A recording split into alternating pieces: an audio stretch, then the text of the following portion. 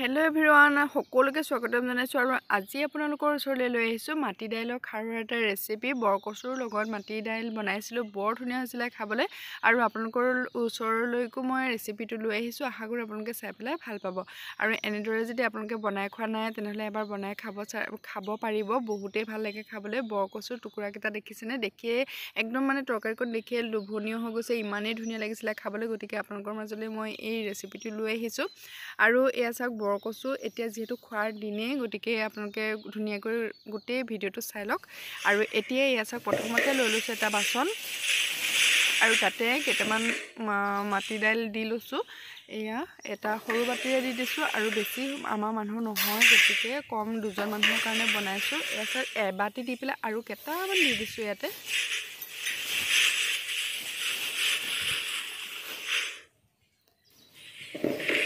এতিয়া এখিনি মই অকণমান পানী দি পেলাই থৈ দিম যেহেতু খাৰ বনাম গতিকে বেছি পানী দি পেলাই বাকলটো সকলটো মানে এৰুৱাই দিব নালাগে অলপমানহে পানী দি পেলাই এইখিনি ৰাখি থৈছো যাতে কচুটো কাটি আনা সময়মানলৈকেহে এইখিনি ৰাখি থম এনেকৈ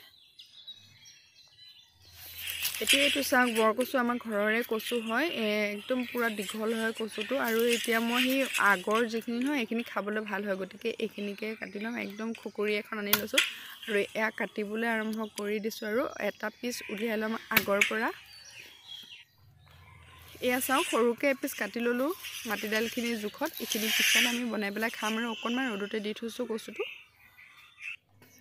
এয়া চাওক যিডোখৰ কচু কাটি আনিছিলো সেইখিনি কাটি ভালকে কাটি কৰি সাফা কৰি ললো আৰু আপোনালোকে কচু কাটিলে বাকলিটো অকণমান ডাঠকে গুচাব তেতিয়া কচুটোৱে মানে নখজুৱাই আৰু নধৰে বুলি কয় গতিকে অকণমান ধুনীয়াকে ডাঠকে গুচাই পেলাই আনিলো আৰু মাটি দাইলখিনি যে মই তিয়াই থৈছিলো দেখিছেনে বেছি সময় নহলে বেছি সময় তিয়াবও নালাগে যেহেতু খাৰ দি বনাম গতিকে সকলটো থাকিলেহে ভাল হয় আৰু এয়া চাওক ধুনীয়াকৈ এইখিনি ধুই লম এয়া চাওক ভালকে গোটেইখিনি ধুই মেলি আনিলো এতিয়া মই কুকাৰতে এইখিনি বহাই দিম এয়া কুকাৰ এটা লৈছো তাতে এইখিনি ভৰাই দিছো মাটি দাইলখিনি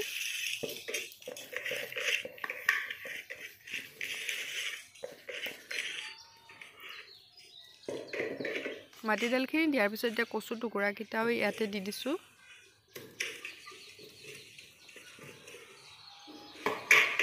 তাৰ পিছত ইয়াতে দিম এতিয়া নিমখ সোৱাদ অনুসৰি আপোনালোকে নিমখটো দি ল'ব তেতিয়া ভালকে সিজি যায় আৰু এইখিনি দিছো খোৱা সোডা আৰু আপোনালোকে কল খাৰ থাকিলে হেয়াও দিব পাৰে কিন্তু এতিয়া কল খাৰ মুটাত বৰ্তমান নাছিলে গতিকে মই খোৱা সোডা অকণকে দি দিছো এতিয়া এয়া বনোৱা হুচেলটো মাৰিবৰ কাৰণে দিম আৰু গেছটো জ্বলাই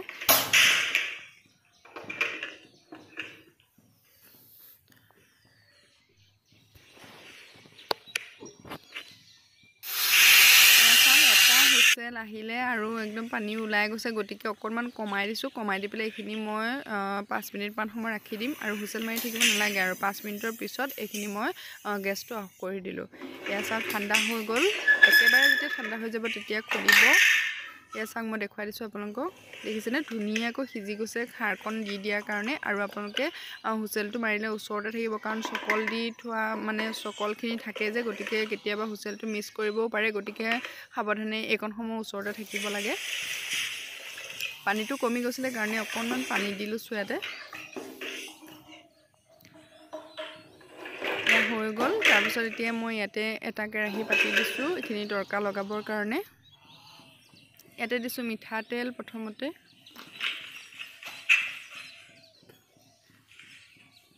তাৰ পিছত এতিয়া মই ইয়াতে তেলত দিবৰ কাৰণে বস্তুখিনি যোগাৰ কৰি লৈছো এয়া চাওক পাঁচফোৰণ লৈছো তাৰ পিছত এয়া নহৰু লৈছো নহৰুকেইটা মানে বাকলিটো গুচাই দিয়া নাই এনেকৈ থেতালি লৈছো তাৰ পিছত শুকান জলকীয়া আৰু তেজপাত লৈ লৈছো তেলখিনি গৰম হোৱাৰ পিছতে এতিয়া মই এইখিনি ইয়াতে দি দিছো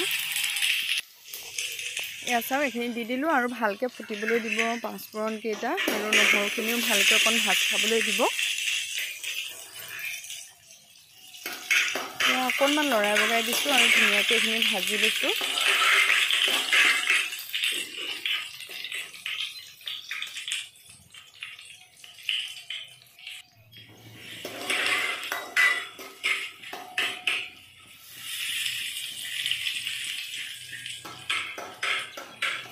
এয়া চাওক এইখিনি ভালকৈ একেবাৰে দে যাবলৈও নিদিব, অলপমান মানে ৰঙচুৱা হোৱালৈকে ভাজিব। ভাজাৰ পিছতে এতিয়া আমি তেলতে দি দিম অকণমান হালধি পাউডাৰ।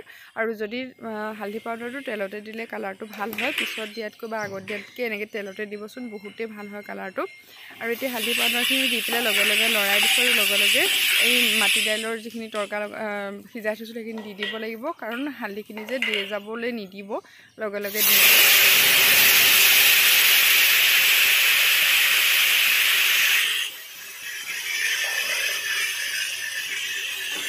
প্ৰথমতে হেতাৰে দি লৈছোঁ, কাৰণ ঘপককৈ দি দিলে চিটিকি আহিব পাৰে, গতিকে আপোনালোকে 2-3টামান এনেকৈ হেতাখনেৰে দি দিব। তাৰপিছত এইখিনি ৰাখি দিছোঁ ইয়াতে। বৰ ধুনীয়া সিজিছিলে মাটি দাইলখিনি, দেখিছিলে ইমান ধুনীয়া হয়। আৰু এনেদৰে বনাই খাবলৈও বহুতেই ভাল লাগে। আপোনালোকে যদি কিছু লোকে বহুত দিন হ'ল খোৱা নাই, তেনেহ'লে এনেকৈ এতিয়া খাই চাব, বহুত ভাল লাগে খাবলৈ এনেকৈ মাটি দাইলৰ খাৰ।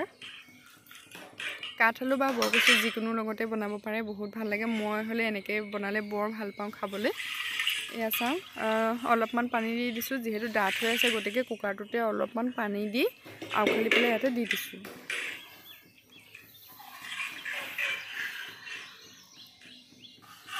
এয়া চাওক, ধুনীয়াকৈ এবাৰ লৰাই দিলোঁ। দিয়াৰ পিছত এইখিনি অকণমান বকবককৈ উতলিবলৈ দিব লাগিব।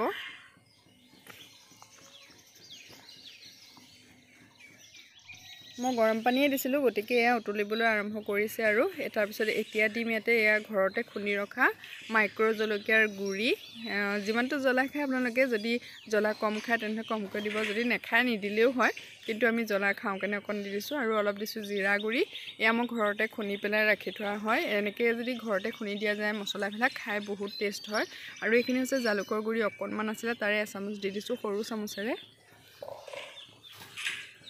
এয়া মছলাখিনি ধুনীয়াকৈ দিয়াৰ পিছত এবাৰ ভালকৈ লৰাই দিছোঁ।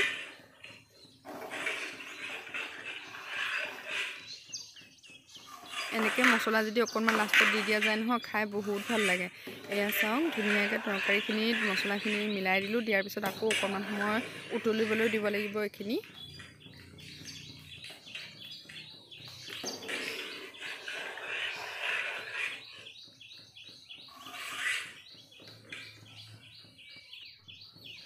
এয়া চাওক, একদম ধুনীয়া বকবককৈ উতলি গ'ল। আৰু এইখিনি জুইত বনোৱা হ'লে আৰু অলপমান টেষ্টি হ'লহেঁতেন, কিন্তু গেছত বনাইছোঁ যে, গতিকে একেবাৰে যিটো জুইত বনোৱা বকবককৈ উতলে যে, তেনেকৈ উতলা নাই আৰু। হ'লেও মানে 5 মিনিটমান সময় উতলাই দিলোঁ এইখিনি। উতলোৱাৰ পিছত এতিয়া এইখিনি হৈ গ'ল, গেছটো অফ কৰি দিছোঁ। আৰু এইখিনি অকণমান সময় ঢাকোন মাৰি ৰাখি দিছোঁ। তাৰপিছত আপোনালোকক উলিয়াই দেখি পাইছোঁ। এয়া চাওক, বাচন এটাত মই খাবলৈ আনিছোঁৱেই, তাৰ আগতে ভাবিছোঁ আপোনালোককো এবাৰ দেখুৱাই লওঁ আৰু ভিডিঅ'টো সামৰণি মাৰি লওঁ। এয়া চাওক, ধুনীয়াকৈ আমাৰ বৰকচুৰ লগত বনোৱা মাটি দাইলৰ খাৰখন দেখিছেনে কিমান ধুনীয়া হৈছে, চাওকচোন এবাৰ ওচৰৰ পৰা দেখুৱাই দিছোঁ আপোনালোকক। এনেদৰে আপোনালোকেও বনাই খাব বুলি আশা কৰিলোঁ। যদি কিছুৱে এতিয়া মানে খোৱা নাযায় দিয়কচোন ন, সকলোৰে ঘৰতে মানে মচুৰ দাইলটো বেছিকৈ বনাই থকা যে, এইটো কমকৈ বনোৱা হয়। এয়া চাওক, আমি বনাই পেলাই আজি খালোঁ, আৰু আপোনালোকেও খাওক বুলি আশা কৰিলোঁ। তেনেহ'লে আজিলৈ বাই বাই।